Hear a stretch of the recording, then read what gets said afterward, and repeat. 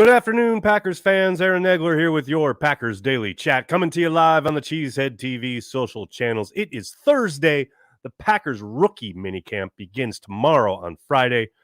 We'll get quotes from the guys in the locker room Friday afternoon. We'll hear from Matt LaFleur at the end of the day on Saturday. And then it's time for OTAs and the mandatory minicamp. And then it's a little bit of a summer break, and then it's training camp, people. Coming down the home stretch of the offseason here. I hope you're all doing well. Welcome to everybody in the comments section. Before I get started, I do want to commemorate a moment here, a very important moment in the life of Cheesehead TV, in the history of this fine brand, channel, what have you. Anybody who's watched myself, Corey, hosting Packer Transplants for the last 5 years or so knows about the Pappy's Fund, where we jokingly said people will, put super chats into the channel for the Pappy's Fund to save up enough to buy the studio a bottle of Pappy, just for commemoration of Cheesehead TV and all the great times we've all had together, etc. Pretty much Corey instituted this as a way to make sure that this never happened.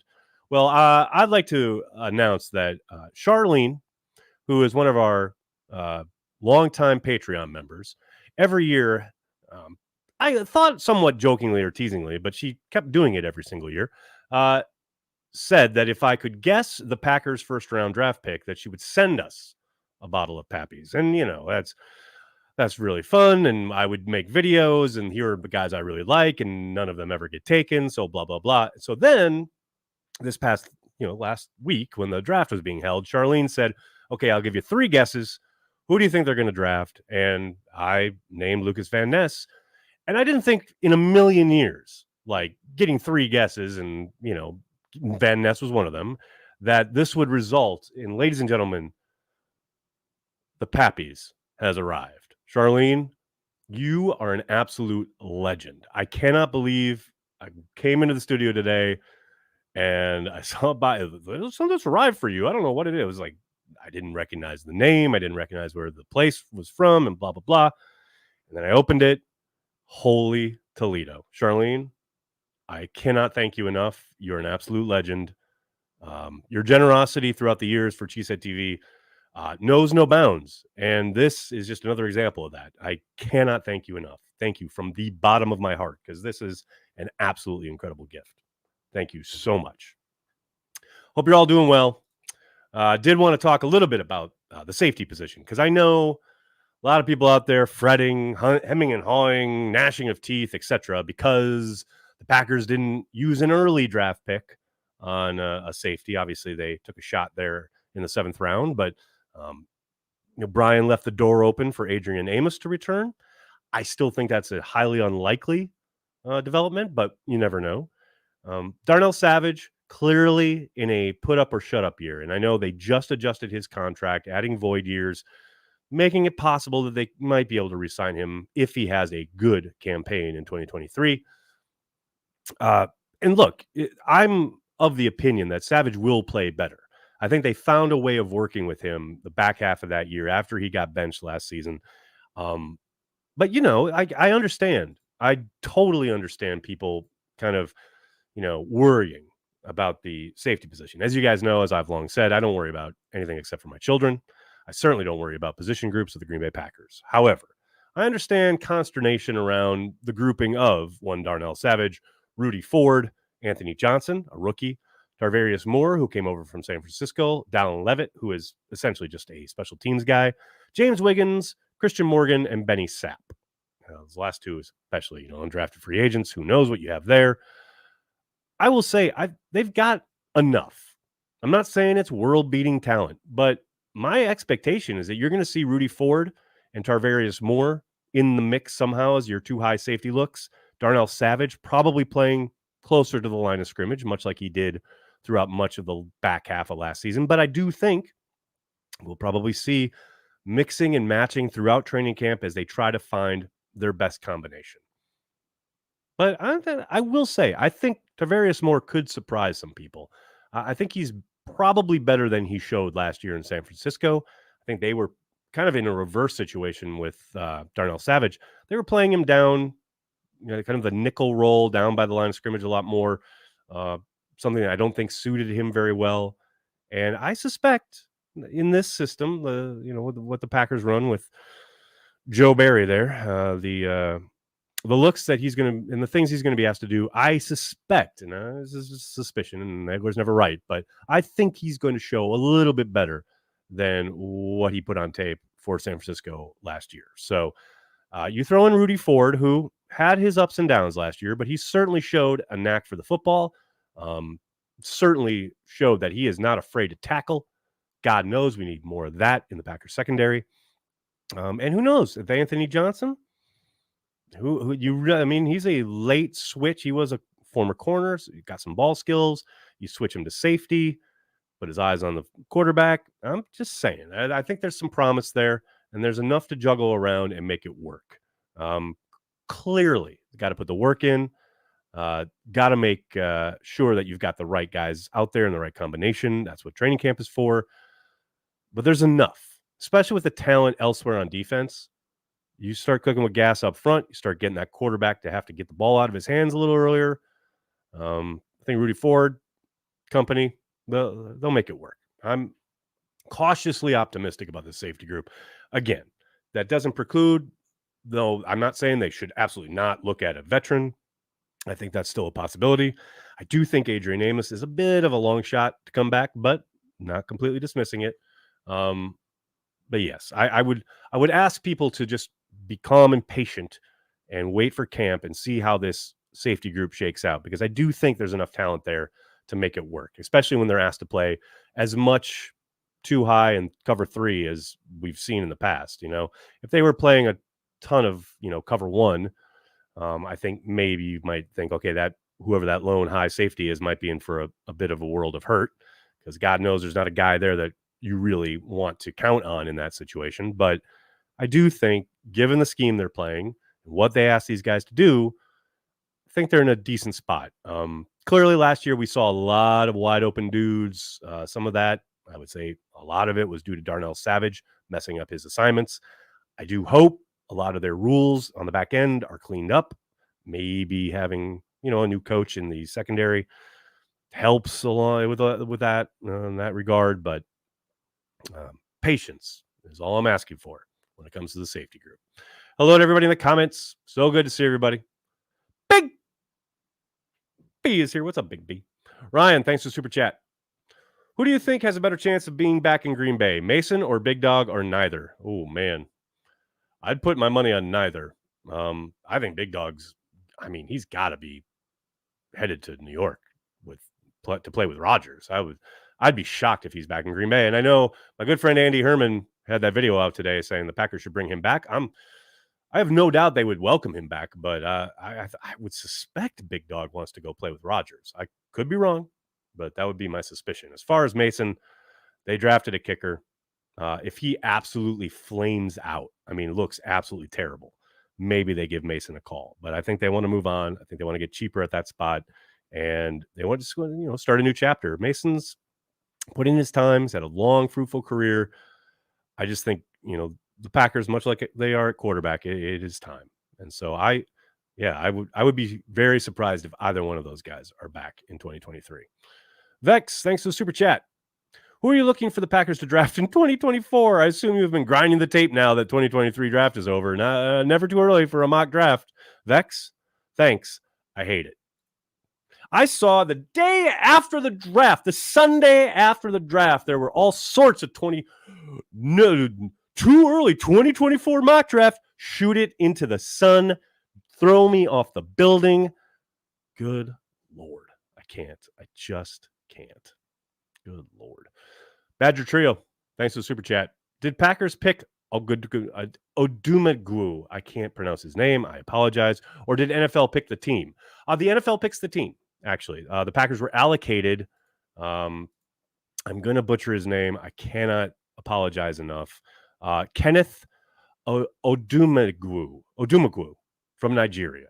The NFL's International Player Pathway Program, where a number of players go through. I know they've had a separate kind of workout combine style event in Africa, but I believe Kenneth was in the UK. I know he went through Osi Umenyora's camp after having played basketball. The NFL Africa Touchdown Camp in Ghana was where he, Umenyora's, all these names that I can't pronounce. Kenneth was singled out as one of the best, and along with a handful of players, I don't know the exact number, but a number of players of African descent. And it's an interesting program in the idea that these are elite athletes, guys who can clearly have untapped athletic ability or incredible athletic ability, who probably haven't played a ton of football. Gives them a chance to be in an NFL camp.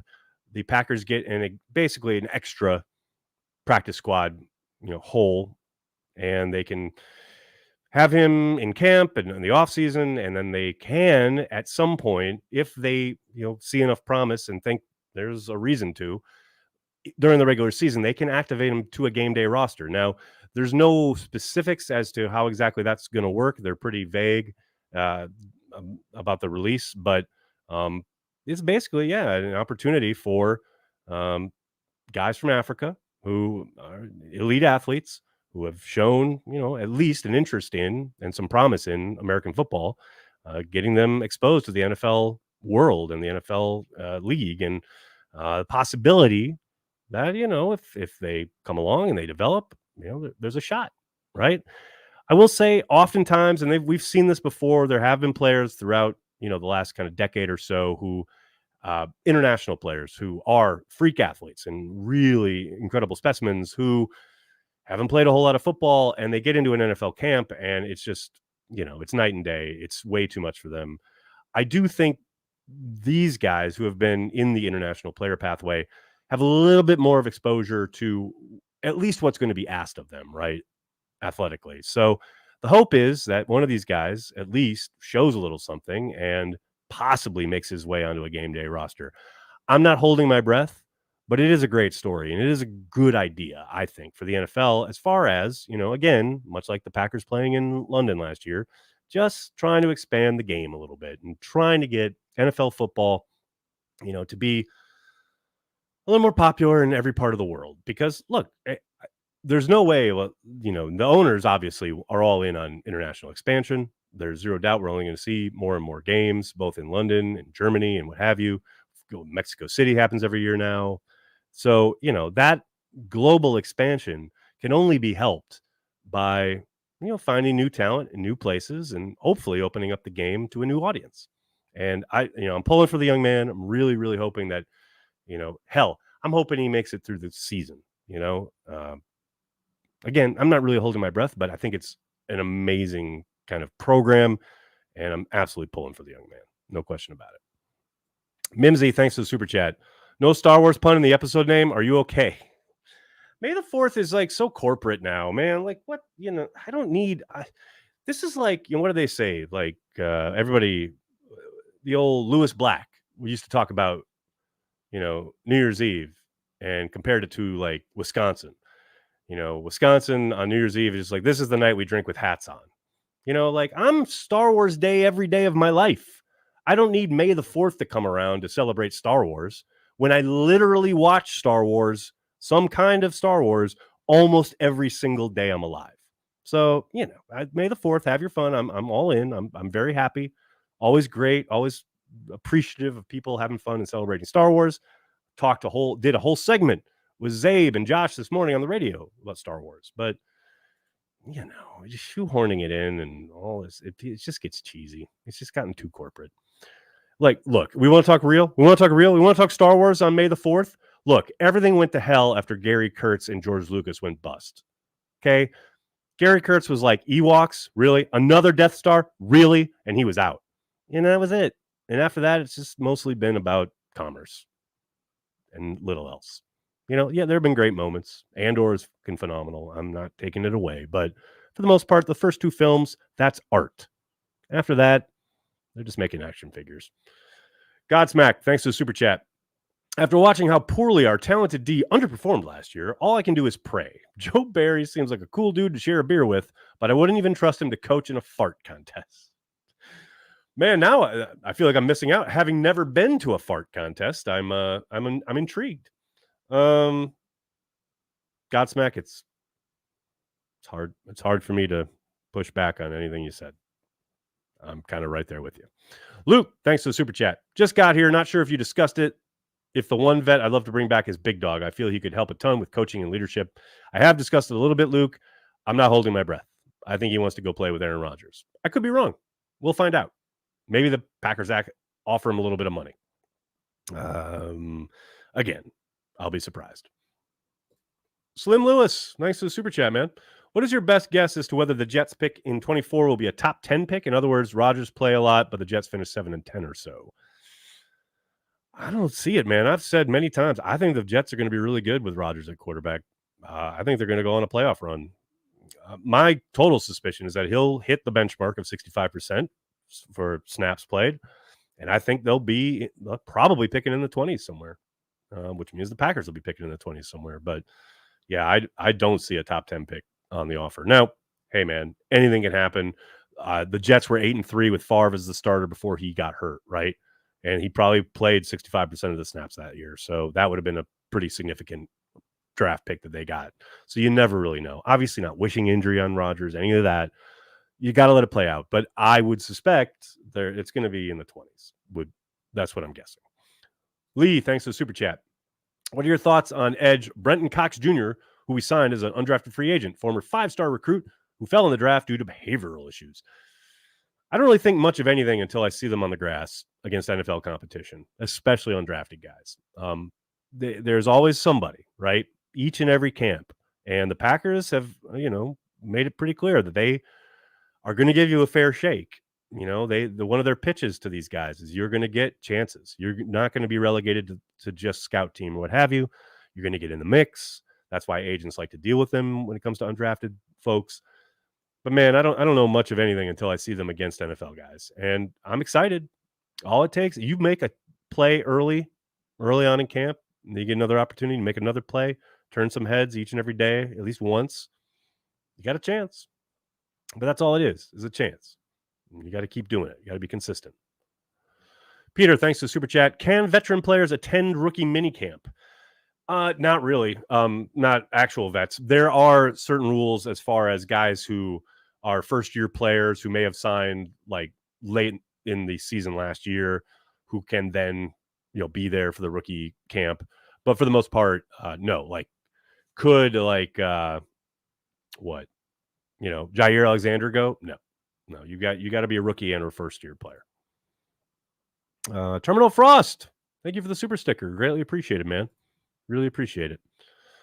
Jonathan, thanks for the super chat. At least Andor gave us Luthen's escape of the tractor beam, Disney Star Wars single best scene. I mean, that is such a dope moment, man. Oh my God. And that's I would say Luthen's second best moment in Andor so far, because his first best moment is the speech he gives at the end of that episode where he's talking about what he's given up, what he's sacrificed.